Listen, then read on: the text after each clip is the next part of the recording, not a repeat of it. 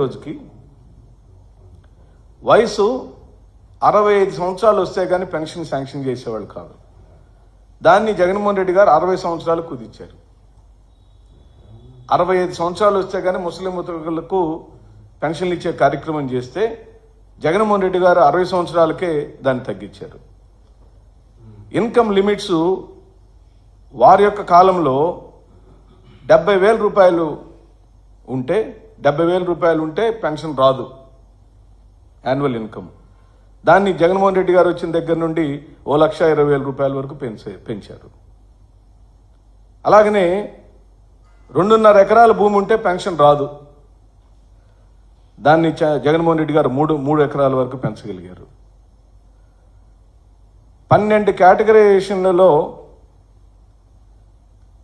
చంద్రబాబు నాయుడు గారు ప్రభుత్వం ఉండినప్పుడు ఇవన్నీ గణాంకాలు వైఎస్ఆర్ కాంగ్రెస్ పార్టీ యొక్క సొంత కవిత్వాలు కాదు. ఇది గ్రామీణాభివృద్ధి శాఖ మరియు రూరల్ డెవలప్మెంట్ శాఖల యొక్క ఆధ్వర్యంలో గణాంకాల లెక్కలే నేను చెబుతున్నా.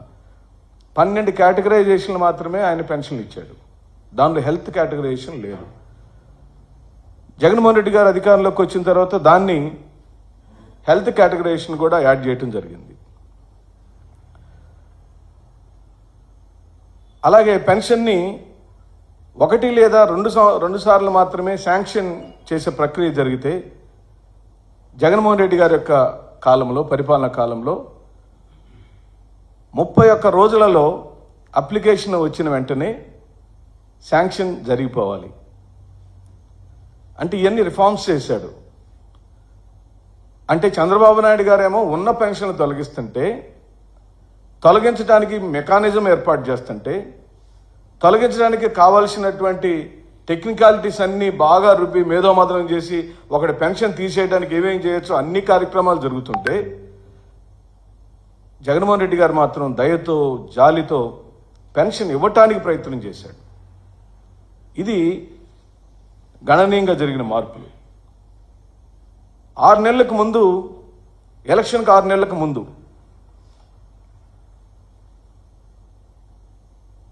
39 లక్షలు ఉన్నాయి. అది ఈ రిఫార్మ్స్ తీసుకురావటం ద్వారా, అంటే కొత్త పెన్షన్ శాంక్షన్ చేయాలంటే జన్మభూమి కమిటీల చుట్టూ తిరగబడలేదు, ఒక కొత్త పెన్షన్ సాధించుకోవాలంటే ఎవరి ప్రాపకం అవసరం లేదు, ఒక కొత్త పెన్షన్ సాధించుకోవాలంటే లంచం అవసరం లేదు, ఒక కొత్త పెన్షన్ సాధించుకోవాలనంటే నువ్వు ఎవరు చుట్టూ తిరగబడలేదు. నీ ఇంటికే వచ్చి అప్లికేషన్ ఫిల్ చేసి నీకు అర్హత ఉంటే ఆ 31 రోజులలో నీ చేతికి పెన్షన్ శాంక్షన్ చేసి డబ్బులు ఇచ్చిన చరిత్ర జగన్మోహన్ రెడ్డి గారిదని ప్రకటిస్తున్నాం. అంటే ఇక్కడ నాయకుల యొక్క ఇద్దరి యొక్క గుణగణాలు, స్వరూప స్వభావాలు, పరిపాలనా విధానాలు, ఇచ్చిన హామీలను ఒక్కటి కూడా నెరవేర్చలేక నువ్వేమో కుదేలైపోతే ఆ రోజున ఛార్జీ తీసుకునేటప్పుడే జగన్మోహన్ రెడ్డి గారు తాను స్వేరింగ్ సెరమనీలోనే ఆ రోజు 2,250 రూపాయల ఫైల్ మీద సంతకం పెట్టాడు. దశల వారీగా 3,000 పెంచుతానని మాటిచ్చాడు. 2024 కల్లా ఆయన దిగిపోయే రోజుకి 3,000 రూపాయలు ఇచ్చి మహానుభావుడు దిగిపోయాడు. మీరేమన్నారు, నేను వస్తే 4,000 ఇస్తానన్నారు. మీరు నిజంగానే 4,000 మాట నిలబెట్టుకున్నారు, ఇస్తున్నారు, సంతోషం. కానీ ఇదేం పని మళ్ళీ? ఇది దారుణం కదా. మనం ఇచ్చే 4,000 రూపాయలతో కనీస అవసరాలు తీసుకొని కడుపు నిండా అన్నం తింటున్న అభాగ్యులకు, ఆ అభాగ్యులలో మెజార్టీ సెక్షన్ వాళ్ళు దళితులు ఉంటారు, బలహీనులు ఉంటారు, మైనార్టీలు ఉంటారు, పెద్ద కులాల్లో పేదవాళ్ళు ఉంటారు, కాపు నేస్తం తీసుకునే వాళ్ళు ఉంటారు, ఈబీసీ నేస్తం తీసుకునే వాళ్ళు ఉంటారు. ఎందుకు నీకు పెన్షన్దారుల మీద కక్ష వచ్చిందని అడుగుతున్నాను. అంటే మళ్ళీ శాంక్షన్ చేయించుకోవడానికి జన్మభూమి కమిటీల దగ్గరికి వెళ్ళాలి, వాళ్ళకేమో లంచాలు ఇవ్వాలి, లంచాలు ఇస్తేనే వాళ్ళు సంతకాలు పెడతారు, అప్పుడే నీ దగ్గర కొత్త శాంక్షన్ మరి తిరిగే ఆలోచన మీరు చేశారు. ఇంత దురదృష్టకరమైన పరిపాలన,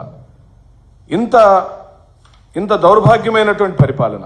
డెలివరీ సిస్టము ఎక్కడా కూడా ఒక్క క్షణం కూడా ఆగకుండా డెలివరీ సిస్టము పూర్తిగా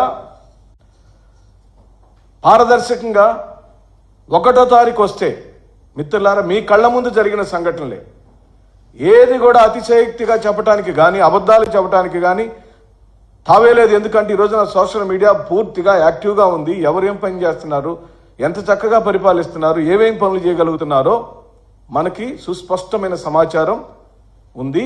వాలంటరీ వ్యవస్థను తెచ్చాడు. వాలంటరీ వ్యవస్థ ద్వారా డోర్ డెలివరీ సిస్టాన్ని పెట్టాడు.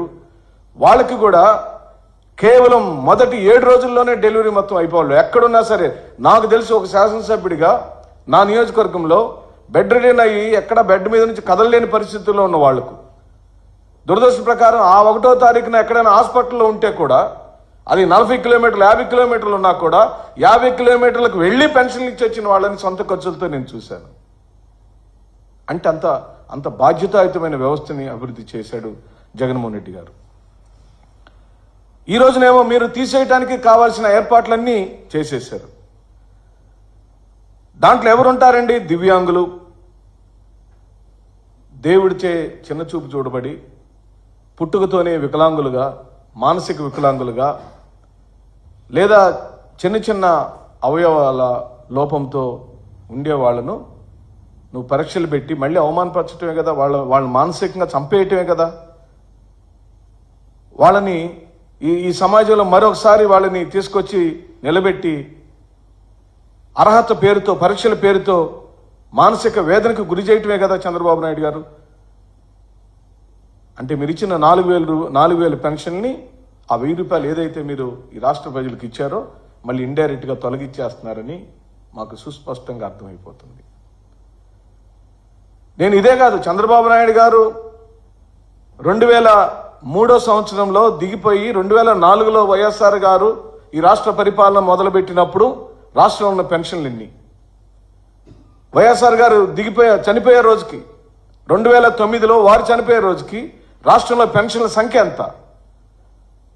కేవలం చంద్రబాబు నాయుడు గారు 2004 సంవత్సరంలో 200 రూపాయలు మాత్రమే పెన్షన్లు ఇచ్చేవాడు. మీకు గుర్తు చేస్తున్నాను. ఆ 200 ఇవ్వటానికి కూడా ఓ గ్రామంలో కొత్త పెన్షన్ శాంక్షన్ అవ్వాలంటే ఒకరు మరణిస్తే ఆ మరణించిన ఖాళీని పూర్తి చేయడానికి మళ్ళీ క్యూలు కట్టి నిలబడేవారు ఆ రోజున చంద్రబాబు నాయుడు గారి ప్రభుత్వంలో. కానీ ఆనాటి మహానుభావుడు వైఎస్ఆర్ గారు చేసిన గొప్ప కార్యక్రమాల్లో పెన్షన్ల పంపిణీ ఎప్పటికీ మర్చిపోలేం. ఆ పెన్షన్ పంపిణీల కొనసాగింపుని వారి కుమారుడు జగన్మోహన్ రెడ్డి గారు దయార్థతతో, జాలి హృదయంతో, బాధ్యత కలిగిన పరిపాలన చేశాడని ఈ సందర్భంగా నేను మనవి చేస్తూ ఈ